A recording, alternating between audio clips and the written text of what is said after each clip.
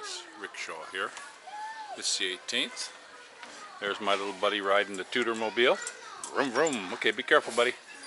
But I wanted to do something on. It was the Honda Cars of Carmona. When I was down there, they did the repairs on the damage to the front end. Looked like they replaced this whole piece here. The whole piece looks new. I know the hood's new. Yeah, go ahead. And I know that the hood's new. They replaced that. And I'll tell you what else. The service manager in there, pretty nice fella. We bumped heads when I first got the car, but about the oil and all that stuff. But he seems to be a pretty good dude. So he asked me. Yeah, see if you can. He asked me if I wanted to have the motors cleaned. And it was getting pretty dirty. I mean, I was wiping stuff off, but it was getting really grimy. Well, they cleaned it. And now this is months, months later. I should have got this. I should have done this on a bright sunny day, right when it happened. But it's still. Look at this. It's just like when we first got it, brand new car. The guy, they did a fantastic job. I don't know how they do it, but they cleaned this engine bay. I noticed on the air conditioner radiator, they got all the little seeds and stuck bugs out of there. That was all cleaned up. I crawled underneath and looked. They didn't miss anything in this engine bay, and even all the way back in there. So they did a fantastic job on that. So let's close this up. Now, the fit and finish, the fit on it is not too bad, but this is down. This hood is down from here. That shouldn't be like that. And then if you look on this side, it's a little look. It's got a little tight there. So that's a little different, but that's what we got. But I had some spots on here in the back too that were done too, hit in the back, and on this side thing, I had actually hit that, and I had a big black. Went through all the plastic and on the metal. They fixed all that stuff, so I was pretty happy about that. And but it's kind of dirty right now. We're in this rainy season. There's no sense in getting worse because it's just going to rain and be muddy again. So I see that a lot of the towns in the Philippines really got some muddy, like Cebu City and all that. One of the guys, can't remember his channel. I think it's Bud maybe, I'm not sure. Philippine Adventures or something like that. He showed pictures after the rains of just a foot of mud in all the streets and still standing water. So we didn't get anywhere near like those guys did. Or Cambodia. My goodness, I'm seeing pictures from Cambodia. Pray for those poor folks over there, guys. They really took it. Now they got another typhoon coming. So it's not looking too good for them. We're in this rainy. I've been in Twist. One of my subscribers hit me up on Messenger. Well, actually, two of them did, and said you seem like you're really, fired up. And well, you know what it is? It's just that. Hey guys, not too loud. I'm making a video, okay? But it's I'm just so dang cranky from this back. I've been in a terrible twist on this back. It's got me where I can't go right. And then last night I couldn't get to sleep. I couldn't. Every time I laid down, my leg was going numb, and hurt. They were hurting, because of this nerves. I was in a very bad car accident years ago, and I got up from it, and I had 3 surgeries on my back, and the doctor said, you'll be lucky if you're walking. So screw you. I got up and I got to business. And they said, oh, you wouldn't be walking by 50. Well, now that I'm 59, pushing 60, I'm starting to see what they were talking about. It's a little bit late, but it's getting worse and worse, especially with this rainy season.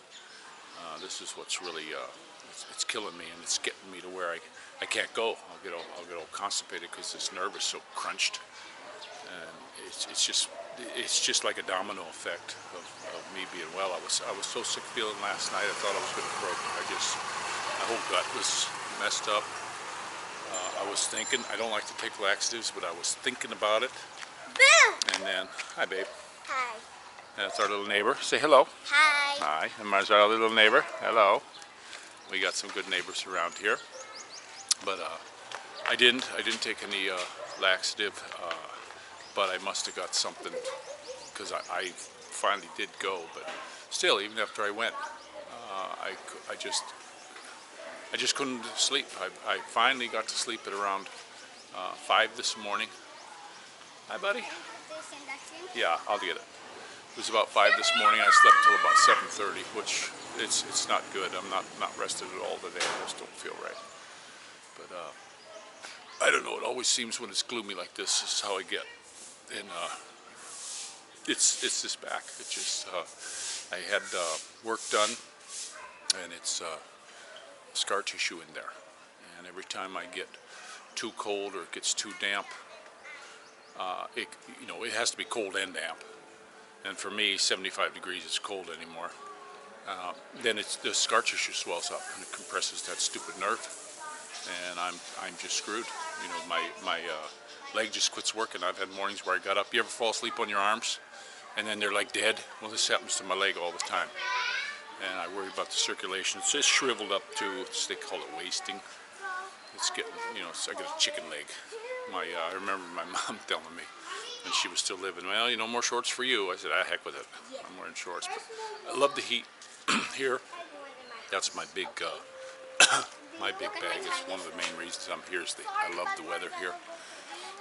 Although it's not as hot as, don't ever, you guys expats coming here, it's not as hot as everyone says. It's just not. Some people just really like to complain about heat. I love the heat. I've been in Missouri in August where it's stifling. You can hardly breathe. I was in Dallas and Houston in the middle of summer, and we went down to a lake, and the water was hot. It was like getting in a hot bathtub when we went swimming. And over the week that I was there, the water level went down by half just from evaporation on this big lake. It was just amazing. So those were some hot days, but here this weather's not too hot. I don't think it is anyway. But well, I did want to talk about the beautiful car. We're still in a big time love affair with this buggy, the Honda Mobilio. I think it's I've had two favorite cars. I've had some big Lincolns and cars like that I really loved, but my two absolute favorite, thinking about it, out of all the vehicles I've owned, both of them been Honda. I had a Honda Element. That was really cool. Souped it up right off the bat, and put on the big fancy wide tires and the suspension job and did all that stuff right when I got it.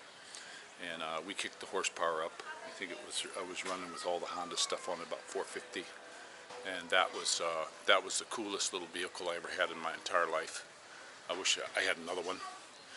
That would be my ultimate vehicle. And then my other favorite is this one. It's just this dang thing. It does everything we want. We got 3 rows of seats. Everything closes and opens good. We've had it over a year now. It's just a fantastic buggy. It's unbelievable how good it rides. It does everything you want. When you get on the highway and you need to pass somebody, not a problem. I didn't go CVT. I went to stick shift on mine. The funny thing in this country, though, if you leave it in reverse when you park it, you better push the clutch in because there's no lockout. Where it'll start. It'll try to crank. Oh! Hey, you don't go anywhere near a car while it's running. Do you understand me? And that's my little meathead. He says, yeah, all the time, and then he does it again. I think he wants a whooping. I'm not sure. But yeah, there's no lockout. If you got it in gear and you don't have the clutch pushed in, it'll crank the motor and the car will start rolling. So that's something that took me a bit to get used to because I was used to having a lockout. Every vehicle I ever had a lockout. I had Chevy trucks, Ford truck, all of them stick shift, and they all had one. You couldn't start the motor unless the clutch was depressed. A little switch on there. And I actually did on my, I had an old Chevy truck, and it was that little button. What I did was I stuck it in the dash, and it was just like a little put button switch. And I forget what I put on there. I put floor lighting, a little thing. Look like the rest of the stuff on the dash. Well, if you went to start the vehicle, whether you pushed the clutch in or not, it wouldn't start. You had to push that. So that was my little lockout security feature. that nobody really knew about. So that was cool, because here in this country, I don't know some of you folks from the South and where I come from in the Midwest. I used to leave my keys in the truck. I left my rifle in the gun rack in the pickup trucks. Always had a gun in there, archery bow behind the seat. I could leave my glasses on the dash and the windows down. And the only time anybody would bother your vehicle is if it started raining. Somebody might open up the door and roll your windows up for you. You know, and I always left the keys in it. Don't even think you're going to do that here. Forget it. Guys, don't even think of it. You leave that window open for 15 seconds and it's either going to be stolen or they're going to get everything inside of it. You know, they just do that here. When I was in Mexico, I was shocked at how much thievery there was. Well, you know what? Coming here, it's the same or a little bit worse. It's just amazing that you can't leave anything. We actually had, where we used to live, I had one of the dirty kitchen. I thought that was so cool. And I hang my pots, so I hung some pots, and I always said, don't hang them there. And we had a fence that was, well, it was up this high. It was like block wall up to here on me. And then there was a fence, and there was only a little tiny space up to the roof that was open. And she said, oh, you better take those in. And I said, no, it'll be all right one night, because I got the screen. I'm going to put the screen up tomorrow, metal screen, so nobody can reach in. Well, they were gone. Got up in the morning, it was all that stuff was gone. I mean, they even took the soap. There was a sink out there. They even took the kitchen soap. I'm not kidding you. There wasn't nothing. They stripped that kitchen clean. Just reaching over the fence and grabbing stuff. And that was in my neighborhood. And the only ones who could done it was neighbors. And years later, I found out which neighbor did it, because they were using my $80 Cephalon pans as dog food bowls.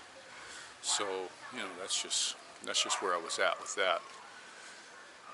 But don't ever think here in the Philippines you can leave anything.